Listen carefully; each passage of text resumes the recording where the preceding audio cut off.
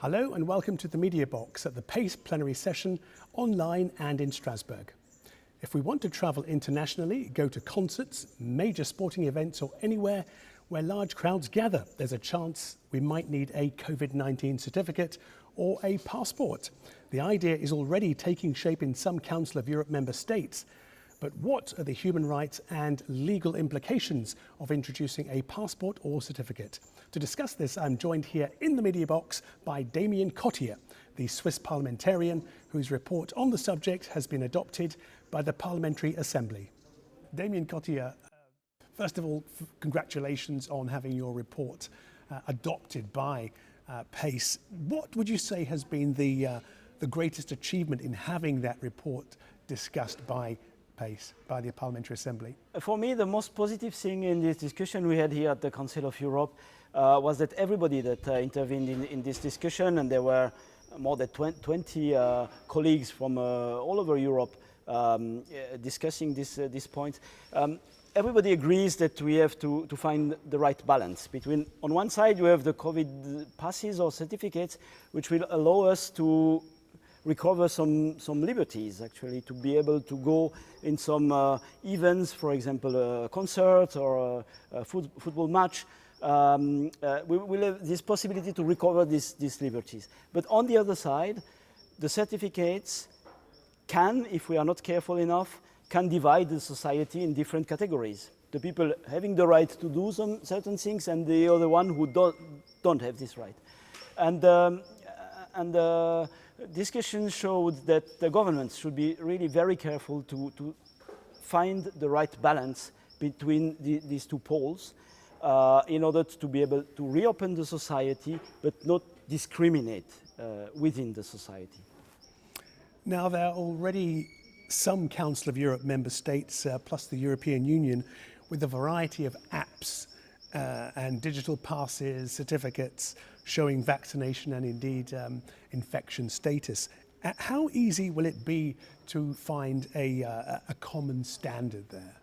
Well, everything goes very fast with the COVID. The illness is evolving, the sanitary situation is evolving, and the governments are working very, very fast. And here too at the Council of Europe we had to be very fast. We decided to have a report on this, and we wrote in within weeks, and it was adopted after only 8 weeks. Usually you need 1 or 2 years for such a report. So it was quite quick, but still some governments and the European Union have already started to implement and use these certificates.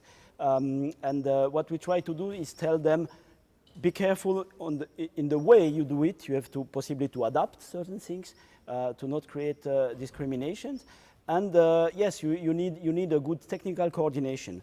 There are different steps or level of coordination, but of course, if the governments cooperate, you will avoid that some people cannot access another country just for bureaucratic reasons. So they have to try to coordinate. But mainly it's their task and the role of the European Union to make sure of this, not of the Council of Europe. Now, there is a risk that COVID passes or indeed the certificates could discriminate against certain sections of the population. How can we avoid breaching human rights, fundamental rights? I think you have to do two different things. First, you have to make a difference between different types of possibilities to access with or without the COVID pass.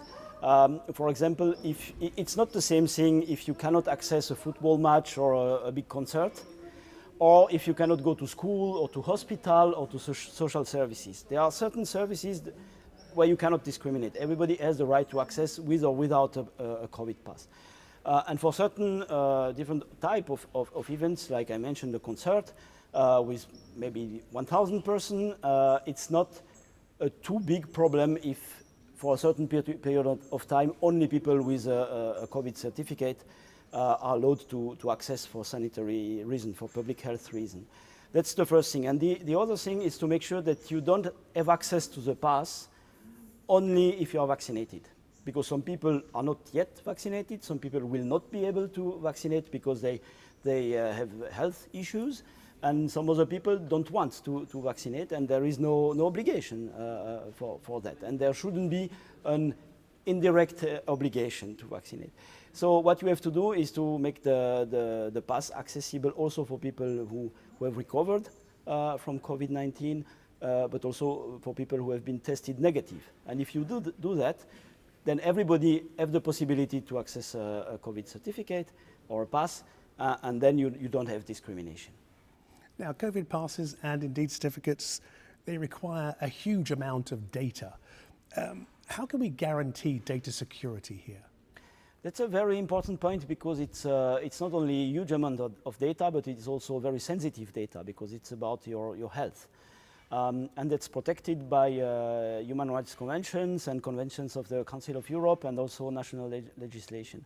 So you have to make sure that the amount of data that you show to, for example, a person who makes the control at the entrance of a concert are just the minimum that is required and not showing them all the data on your health situation.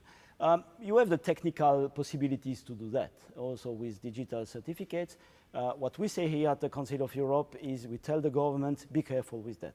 Take all the legal and technical measures to make sure that the data are protected, and also, by the way, that the certificates are not falsificated, because there is also a risk in this dimension.